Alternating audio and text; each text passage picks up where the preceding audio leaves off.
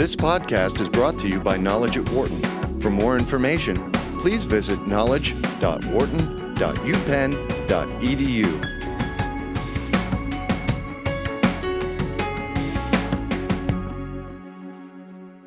Did you know that the business of selling dogs, whether that be from shelters or breeders or other locations, is about $11 billion with a B dollars a year? And many business practices we hear about in our day-to-day lives are replicated in this industry, whether they be good or bad. Journalist Kim Cavan takes a look at the industry in her book, The Dog Merchants, and she joins us here in the studio right now. Nice to meet you. Thanks for coming in. Hi, thanks for having me. Thank you. This book literally is in your wheelhouse because you've been someone that has hosted foster dogs for quite some time. You have a couple of dogs yourself, so this is truly a book that is a passion for you. Yeah, I grew up with purebreds. My family has always had purebreds. My parents still have AKC show dog purebreds, and as an adult, I've always had mutts. And what happened was my dog died about 6 years ago, and I decided to go get a new dog. And I did what millions of people now do, which was go online to a website called petfinder.com and tried to adopt a dog and realized that I had somehow become entwined in this big business of rescue that I didn't even realize had become a big business. And that led me to write my first dog book, Little Boy Blue, in 2012. And that experience evolved into The Dog Merchants as I started to realize more and more how the business of rescue and the business of breeding and all of it is intertwined. So the number $11 billion is something that I think a lot of people will sit back and go, really? Yeah. I mean, because they obviously know so many millions of people have pets around the world, but I don't think they associate it being a business. I'll tell you, even more staggering about that number, the way that I got to that number was getting the best stats I could from the top 25, 30 nations that are buying dogs. And I multiplied it by an average price that you get from places like the American Pet Products Association here in America, similar institutions over in Europe. That average price is only $364 per dog. That's how many dogs to get to $11 billion a year. And America makes up about a third of that market, give or take. We are the driving force. We are the nation with the most consumer demand ever in history. So it sounds like that, and going through the book a little bit, that this is a business that, like a lot of them, if it's an $11 billion a year business, there are people out there that are looking somehow, some way, legal, probably not legal, to make it a $12 billion business or a $13 billion business. And that's part of the problem. Exactly. My book, a lot of books about dogs, they come from either the perspective of breeders are good and rescuers are bad, or rescuers are good and breeders are bad. I do not believe that. My perspective is that we have a massive industry that exists on a continuum from breeder to rescuer. Some people do both. And within that continuum, you have good guys and scumbags on both ends. Right. And it is now becoming almost impossible for consumers to make an educated decision because our brains are so wrapped up in so many different things and ideologies about the dogs that the guys who are not so honest are getting away with a lot. So has the internet kind of convoluted all of this right now? It's a massive challenge. When you look at... You can see it coming from both sides, too. When you look at the way people shop for dogs, more and more people go online. And about half of Americans right now have dogs. The most recent numbers I saw last week were that millennials, it's 75%. Now, really? Wow. Where do millennials go when they want to shop for something? They stick their face in their phone and they go online. So it's just going to keep getting worse and worse. And when you talk to the people who are trying to fight the worst elements on the breeding side, the so-called puppy mill campaigns, all that stuff, they say the problem is people click to ship. Well, the same exact thing's happening on the rescue side. I just told you how I got my dog Blue. I went on petfinder.com and I clicked and said I'd be happy to adopt the dog. Yeah. So we now have almost an equal number of people buying dogs on both ends in this way. And so you get the same exact predictable problems when no one is going to meet the breeders and rescuers. No one is going to meet the dogs before they bring them home. What do you think is going to go wrong? What's going to happen? Yeah. Is it become an issue that it's one that it happens now more and more frequently with people either looking to buy a dog, that this is something that's becoming a problem that maybe needs to be addressed even more at the state level, or I don't even, well, I'm not even getting into the federal level because the federal's a mess to begin with. But at least at the state level, where you're a little bit closer to the people that are representing you. When you get into regulations, the biggest challenge that exists in breeding and in rescue is that if you're only moving a certain number of dogs a year, there's almost no regulation whatsoever. Right. You can set up shop in your house, in your backyard, and if somebody's willing to give you money for the dog, you can call yourself a breeder, you can call yourself a rescuer. If somebody will pay, that's it. Yeah. That seems rather insane to most of us. A lot of the ways that the laws are being fought right now, the big movement right now is for these pet store puppy mill bans. There's a huge one pending in New Jersey right now, another one in Ohio. They're going to try to take it nationwide after that, where they're trying to say pet stores can only sell dogs that come from shelters and rescue groups instead of from breeders.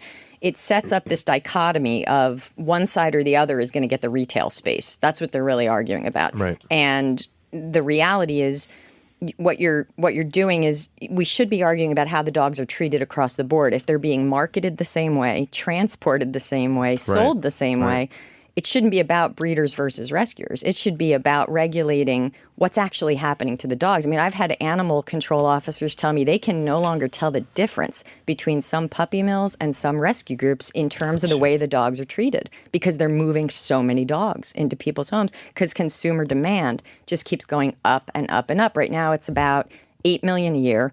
The projections are in the next 5 years for 9 to 10 million dogs a year. Where do we think they're going to come from? So that explains a little bit the formula of millennials not having kids as early on. They're having pets and dogs. It's the old line of, hey, have a dog first and prepare for having a baby. But literally, the millennials are seemingly following that as gospel right now. When I saw that number last week, 75% of them are getting dogs. I thought, wow, I wonder if that's very, very high. Especially considering millennials now are the largest group of people on the planet. Yeah. So it makes sense when you look at the projections of how many pet dogs we're going to need to satisfy demand. If they're going to boost consumer demand that much, then every problem we have right now is going to be exacerbated unless we start getting our arms around the industry as a whole. Your comments are welcome right now at 844-WHARTON, 844-942-7866. That's the number if you'd like to jump in and give us a call. Or if you can't get to your phone, send us a comment via Twitter, either at BizRadio111 or my Twitter account, which is at DanLoney21. The book is The Dog Merchants. We're talking with Kim Caven, who is in the studio with us about the book. Okay, so rescuers. Probably how many people consider themselves to be rescuers are here in the United States, and how many of them are exceptionally qualified and above board on everything, and how many of them are probably just they're in it for the money at this point? Great question, and I can't answer it. There's no statistics, and there's no way to measure it. The question of what is a responsible breeder or what is a responsible rescuer, you ask 10 people, you're going to get 10 different answers. Right. There's really no standard. What we do know is one of the big movements in rescue the past 10 years or so, it started really hitting force around Hurricane Katrina, is the transport of the dogs. You hear about, they're from kill shelters in the South being transported up for adoptions in the North.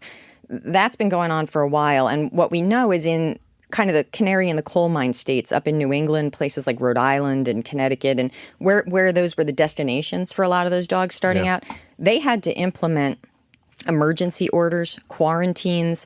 The state veterinarian of Rhode Island talks in the book about how they saw parvo cases shoot up from 3 a year, I think he said, to 3 a week at one point, because these very well-intentioned rescuers were trying to get the dogs out of the places where they were going to get killed and move them across state lines. Well, no one wants that. No one wants the dogs to get killed, but you also have to be moving them in a responsible way. So in terms of what percentage of that is going on, boy, it's a great question. What we know is it's increasing as the demand for rescue dogs increases, just like we have seen over decades now, the number of irresponsible breeders increase as the rise for purebreds increases. That was going to be my next question, is how, in terms of not being able to collect data realistically on rescuers, is there a way to be able to do it with breeders? I would think that maybe it might be a little bit easier in terms of the registration that some of them, I guess, have to have, correct? You would think so. If you are breeding 4 or fewer female dogs a year, you don't have to have any license of any kind whatsoever, period. Wow. If you are a commercial scale kennel, which is 4 or more breeding females, you are supposed to be registered commercially and inspected by the U.S. Department of Agriculture. The argument is that not many of them are. They operate illegally and, down backcountry roads in kennels that nobody will ever find. So, again, I wish I could answer your question. I can't. Nobody knows. 844-942-7866 is the number to give us a call. Your comments are welcome. We're talking about the dog merchants and the business of selling dogs here on Knowledge at Wharton, here on Sirius XM 111, Business Radio powered by the Wharton School. I've been a dog owner now for, probably 15 years at this point. Had a golden retriever and now a chocolate lab. Great. I'm sure they're great. Energy like you don't have. There are times where you just relax. Just keep throwing the stick. Well, that's the. Or you get the toy, the new toy that's come out where they put the tennis ball in the end and the whip it. Yep, I have one. It's great. Where you get rid of this. Yeah. But these are animals that are so attached to their owners. And I guess in some respects, I'm surprised that with some of the numbers that you put in the book and some of the things that you talk about going on, that we haven't had more of a push by the people of America to want to change this and to affect some change somehow, some way. There's no question. And I am with you. I talk about dogs as a product for the purpose of this book, but my two sleep in my bed. They get Christmas presents under the tree. I feel about my dogs the way most people feel about their dogs. The issue that we're bumping up against is that throughout history, legally speaking, dogs have been property for sale. This goes back to Roman times. And our sensibilities about them as family members, that is a new thing in our society, in our lifetime. I'm in my mid-40s. When I was a kid, you never heard puppy mills or save the shelters. None of that was going on. So this is a very new phenomenon after centuries of things operating in a different way. So we do now have a push, both, stop slaughtering so many dogs in the shelters, start treating them better on the big breeding kennels. All that stuff is going on, but it's bumping up against centuries of legal history and tradition. And it's going to take, maybe in our lifetime, maybe not in our lifetime, the push is to say, look, they're not property. They're different than a table or a chair. That's what the lawyers are fighting about now.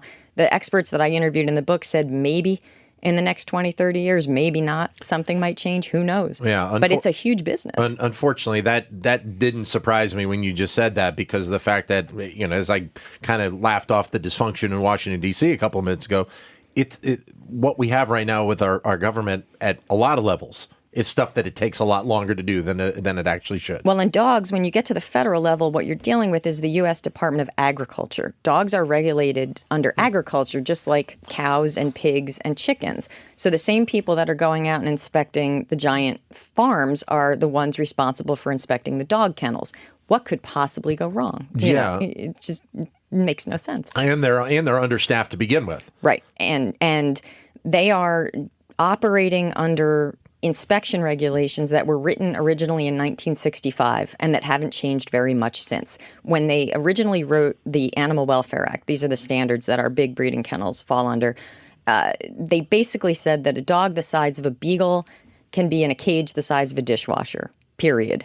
And that is where we pretty much stand today. And so if you're raising your dogs that way, you're within the law. Yeah. And the business people doing this say it's been this way since 1960. Why is everyone screaming at us all of a sudden? Because a lot of us have now decided we're not okay with it anymore. We didn't even used to ask where the dogs came from. Now we're asking, and we're getting a little angry. So what can people do to try and, somebody listening to us right now, what can people do to try and start to turn this a little bit? My argument in the book is I feel a lot the way that I think you do based on your comments, which is that waiting for politicians and lawyers to sort this out is like smacking your head into a Mack truck. Absolutely. Why? Don't. I think that when you're talking about an $11 billion global industry, the biggest piece of leverage we have is as consumers. When you look at animal issues, I think about things like cage-free eggs. Didn't exist 10 years ago. Sure. Now we all are willing to pay $5 a dozen if they'll treat the chickens a little better.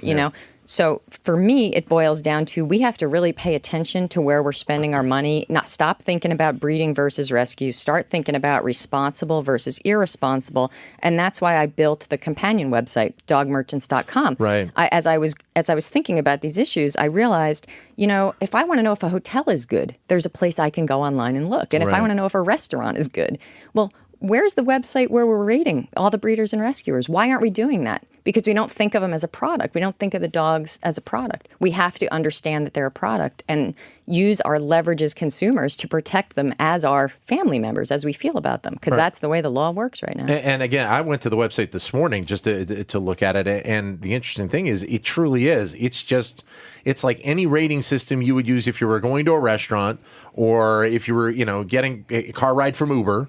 It's the same philosophy.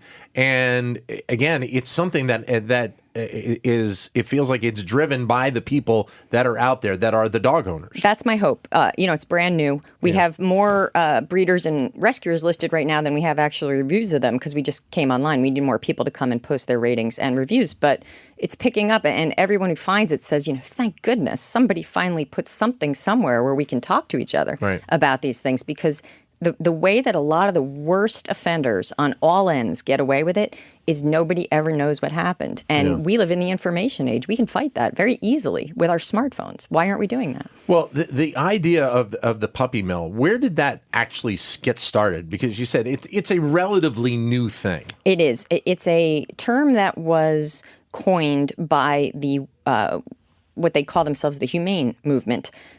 They are unhappy with the conditions in the kennels that we've been talking about. And I have stood in a lot of those kennels. There's some commercial kennels in this country that are beautiful and there's no problems whatsoever with the dogs. There are commercial kennels in this country where I walk into them and I have nightmares for 3 days. And they're horrific. And so the term puppy mill was coined as a way, it was kind of on the back of the term factory farm, to try to get people to understand that these dogs are just bred and bred and bred and bred and then used up. Some of the breeders I have met will tell you outright when they're done with them, they just drown them or shoot them because they're not useful anymore. So they came up with this term puppy mill as a way to try to raise awareness of the status quo. And I think a lot of consumers are confused about the fact they think a puppy mill is like an illegal down a back alley kind of a place. No, what the community of the humane community, as they call themselves, are saying is that this is legal and the laws have to change because we don't want these types of high-volume facilities to be legal. So that's where that came from, and it's become this huge issue now. Obviously, they're passing a lot of laws and things like that, trying to get it under control. You mentioned the humane community. What kind of a job are they doing from their perspective in trying to change some of these things? Because I think if you talk to a lot of people that at least know of these like PETA, of this organization, but what's it doing? Well, what's interesting is within the breeding side and the rescue side, it's nothing but infighting among all of them. It's like a broken record on both sides with activists fighting with each other about what has to happen. What I can say about the humane community on that side, I would say two things. One is they have done a really good job of raising awareness that the standards for the breeders need to be updated. It's not okay, the beagle in the dishwasher size cage. They have also done an exceptional job of getting the shelters under control. We've gone from killing estimates of 12 million or more a year dogs in our shelters. We've got it down to about 1 at this point. So that's a dramatic shift. It's really, really good. What it is a market shift. Millions more people are choosing to take the mutts, the homeless dogs, maybe a quarter of them at most are purebreds in the shelters, they say. But so they have done a really good job of helping us to understand that just because a dog is in a shelter doesn't mean it's worthless. It can be a great family member, can be a great pet. But at the end of the day, again, it goes back to business. There's about 4 million dogs a year going into America's shelters. Consumer demand is for 8 million a year, going up to 9 or 10. So we could give a home to every single dog in every single shelter, and I sure hope that we do for every friendly and healthy one out there. But we're still going to need millions more, so we had better stop demonizing the good breeders and start figuring out how to make the bad ones good, because they're not going anywhere.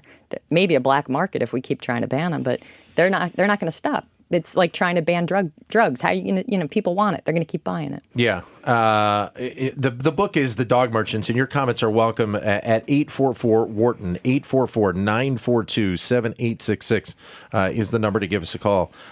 Then what as an industry are some of these companies think about? Like, I mean, you have obviously so many different pieces of this. You have the breeders, you have rescuers, but you also have the various companies that are, the retail sellers in this industry. You have the companies that are the facilities that, look, if you're going away on vacation, if you're flying overseas and you can't take your dog with you, the dog hotels. I mean, are these all businesses that are actually thinking about these problems, or it's, wipe your hands, thank you very much, I don't need to worry about it? What I would call the big chain stores are thinking about it, battling about it, even the Petco's, PetSmarts, Petlands, the ones where you have lots of franchises in lots of states. Yeah. They're essentially choosing sides is what's been happening, where PetSmart and Petco, they are now no longer selling dogs that come from breeders. They're only allowing adoption events in their stores. Petland is, to the best of my knowledge, not doing adoption events. They're still selling the purebreds because that's what they say the people want. They're trying to back a new program that just got announced called Canine Care Certified, where they're trying to straighten out the breeding kennels from within and make sure that the dogs are coming from a good facility. That's brand new and yet to be seen how that's going to work out. So in terms of are they working on the issues inside the actual kennels and shelters? In a sense, they have charity arms. PetSmart Charities donates a lot of money every year. They used to run a thing called the Rescue Wagon, where they'd transport dogs up from the south and have adoption events in their stores in the north, things like that. Yeah. But in terms of like pet food companies, things like that, you don't see as much involvement on these issues. If I'm running a dog food company, it probably doesn't matter to me where people get the dog. They want me to buy the dog food, right? That's my job, is to sell dog food. So why would I get in the middle of this nightmarish political debacle? And right, exactly. That's kind of the line. Because I was just thinking as you were saying that, it's like, look, that's a great way to establish great PR with people across the country. Yet again, if it's this dysfunctional from so many different pieces, why get involved in a disaster like that? Yeah, the folks who are really into this on either side, they'll one dog food brand sponsors the dog shows on TV, so the people involved in rescue won't buy that dog food brand, and vice versa. This one donates to the shelters, so the purebred people won't support them or whatever it is. And, but you're really talking about kind of fringe people at that point who are.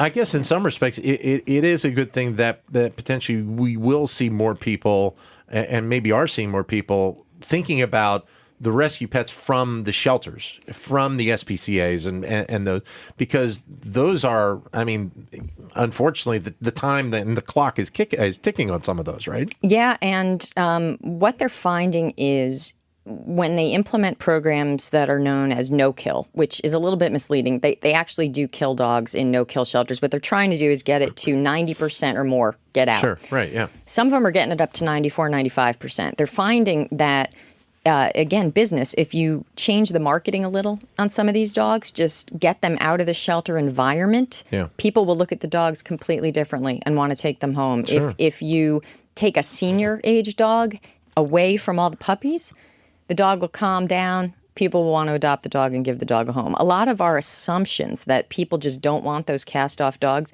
they're looking at it now through the lens of marketing and business and figuring out that was wrong. We were just not thinking of the dogs as products, which again, of course we don't. We think of them as dogs. We love them. Yeah. But when you want to get somebody to pay you $500 for a dog, you darn well better be thinking about marketing. Well, and there probably was a stigma for quite a long time of a dog that went to an SPCA and was behind a cage as there's something wrong with the dog. Yeah, usually there's something wrong with the person who had the dog. Right, exactly, yeah. And that shouldn't be the path of thought process in this. It should be the other way of, look, here's a dog that obviously wasn't taken care of. I can provide that dog with a great home. A lot of times, yeah. Now, there's a reason no-kill is not 100%. There are some dogs who are in shelters because they should be. They've bitten people, they've bitten children. Yeah. In my opinion, they should not be placed back into the community, at least not without extensive training and rehabilitation. We are seeing incidents now of that happening where you have people so desperate to save all the dogs that dangerous dogs are ending up in people's homes. That's not okay either. But generally speaking, they are finding that 90% is a pretty good target for the percentage of dogs in those shelters who really, with maybe just a little training, are just absolutely fine. How much of this is also playing off of what you just said there is perpetuated by the fact that there are people out there that get a dog, but they get a dog for not the right reasons. Going back in history of Philadelphia here, Michael Vick played football here for the Philadelphia Eagles. Obviously well known that he went to jail for dogfighting. And that's still, unfortunately, a segment of the community out there. I don't know how big it is, but it's still out there. It's not that big. It does exist. The guy who wrote the Michael Vick book, The Lost Dogs, Jim Grant, he wrote the foreword to my first dog book. He and I are friends. We're both from New Jersey. Great guy. Great book if you haven't read The Lost Dogs. When you get into the shelters, it's not so much generally dogs involved in dog fighting, although, of course, I'm against that. I don't think dog fighting is right. In the Michael Vick case, almost all the dogs ended up being rehabilitated. A couple of them went on to be therapy dogs. So the notion that a dog coming from a bad place is a bad dog, just not right. When you get into the shelters, you tend to get a good number of dogs whose owners just didn't train them. The vast majority of calls that trainers I interviewed for the book say they get are from people whose dogs are around 18 months old, adolescents. Think about a teenage kid, and you've got maybe the owner didn't train the dog properly as a puppy. Now you got a little bit of an out-of-control teenager. Maybe the dog weighs 70 pounds. You never taught it to stop nipping. Now it's coming at your hand and biting a little harder. And whose fault is that? It's not the dog's fault. You just got to teach the dog, calm the dog down, take the dog for a walk. Take a little time. Teach him not to nip. It's not that complicated. But once they end up in the shelters, as you say, that stigma gets attached. And it could be a $3,500 purebred. They cross that threshold into the shelter, the value goes down to zero. And it's a psychological thing within the humans. It's got nothing to do with most of the dogs. So again, just to kind of recap this, the want to try and do this is there probably for a lot of people to try and make some of these changes. The push to need it has to come from the people that are the dog owners and the people that really care in order to make a difference here. That's my opinion. And it's because for all the things we've been talking about, the legislators are confused and stymied and have just gridlocked, as with most other businesses. The lobbyists on both sides are just as active as lobbyists in every other industry, and they're confusing everybody. The one constant that everybody offering dogs speaks is cash. They all want our money for the dog. So we have the power. We just have to start putting our thinking caps on a little bit harder and talking about some of these issues and making sure that we're putting the bad guys out of business. And when we find a bad guy, going online to dogmerchants.com and telling people about it. And when you find a good one, go online and tell people too. Let's give the money to the good ones. Nice meeting you. Thank you very much for coming in. Thanks for having me. Greatly appreciate it. The book is The Dog Merchants, and as we said, it's out now. It's available in bookstores and online, and you can pick it up. And it's it's an interesting read in terms of going through the industry and seeing what's going on out there right now. For more business news and analysis from Knowledge at Wharton, please visit knowledge.wharton.upenn.edu.